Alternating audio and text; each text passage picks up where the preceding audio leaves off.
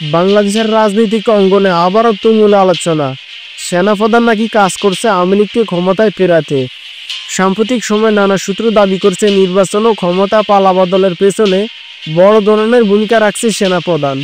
প্রশ্ন উঠছে, তিনি কি সত্যি নিরপেক্ষ আওয়ামী লীগকে ক্ষমতায় ফিরিয়ে আনার জন্য এক গোপন মিশনে কাজ করছে?